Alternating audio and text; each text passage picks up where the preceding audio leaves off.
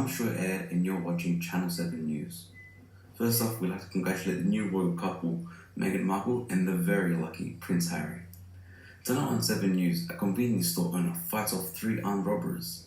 Half of Telstra satellite stopped functioning, and the controversial documentary, Dolphins, and how to stop them.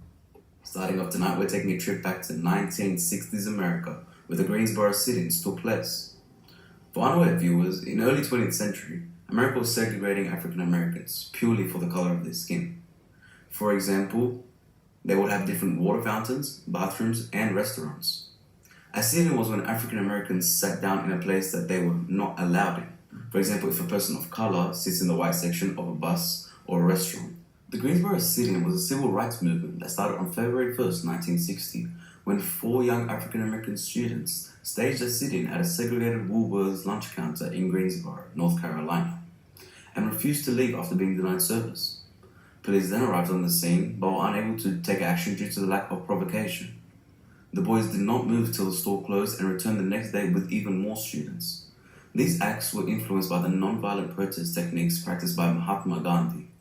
The boys believed that it was better to fight with patience, persistence, and discipline rather than with their fists. By February 5th, approximately 300 students had joined the protest at Woolworths, flooding the lunch counter and other local businesses. Soon, heavy television coverage of the Greensboro sit-ins sparked a movement that spread quickly to college towns throughout the South and into the North, as young black and whites joined in various forms of peaceful protest against segregation in libraries, beaches, hotels, and other establishments. In response to the success of the sit-in movement, dining facilities across the South were being integrated by the summer of 1960. By the end of March, the movement had spread to 55 cities, though many blacks were arrested for trespassing and misconduct. The people remained strong as media coverage of the sit-ins brought attention to the civil rights movement. By the end of July, when many local college students were on summer vacation, the Greensboro Woolworths quietly integrated its lunch counter. When manager Clarence Harris asked 4 black Woolworths employees, Geneva Tisdale, Susie Morrison, Anita Jones, and Charles Best, to change out of their work uniforms into their street clothes. The employees then ordered a meal at the lunch counter, becoming the first African Americans to be served at Woolworths. Most other lounge counters around Greensboro would also be segregated over the next few weeks. Diane Nash was a civil rights activist during the civil rights movement, and she says these following words: "We use non-violence as an expression of love and respect for the opposition, while noting that a person is never the enemy. The enemy is always attitudes, such as racism or sexism. Political systems are unjust and economic systems are unjust."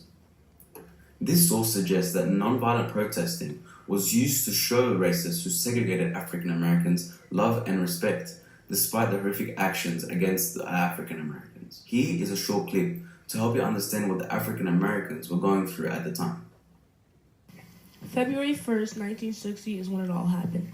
Greensboro, North Carolina, and me, Ezell Blair Jr. I, Franklin Eugene McCain, decided that we would do something that was never thought of before.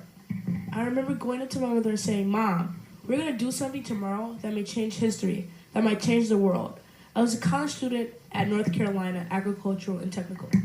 Me, Franklin McCain, spent a lot of time discussing the segregated situations we were exposed to. It just didn't seem right that we'd have to walk 2 miles to town, buy a notebook, paper, and toothpaste in a national chain store, and not be able to get a bite to eat and a cup of coffee at the counter. I think this is what motivated me at Woolworth, my classmates Joseph McNeil and David Richmond. By coming up with this brilliant plan, we can maintain a peaceful sit-in and still prove our point. We were well prepared for our sit-ins. I asked my 3 friends to dress up, sit quietly, and take every other seat so white sympathizers could join. We made a plan that no matter what whites say or do, just hold your ground and sit until you are served. While in Woolworth, they shoved and burned my hand with a cigarette. I never fought back. I just simply took it. They poured ketchup and sugar on my head, but I just stood there and held my ground. Within the next hour, they arrested us for disorderly conduct instead of the hostile whites. This was totally unfair, but we continued to sit until we were served. No matter how many students were arrested, there were always more to take their places. We were often arrested for our protests. The jails were overcrowded with students who had protested. Police officers would put 15 college students in one cell. It was worth it in the end. Our sit-ins were a major success. 3 local stores changed their policies to allow integrated counters that serve people regardless of race or color. We couldn't believe it. Sit-ins have spread to every southern and border state, and even to Nevada, Illinois, and Ohio. The impact on our sit-ins at Woolworth caused African American demonstrators not only to focus on lunch counters, but on parks, beaches, libraries, theaters, museums, and other public places. The sit-ins were a tremendous success that would change history forever. And that's about it for tonight, because I just consumed enough caffeine to kill a grown horse. Good night, everyone.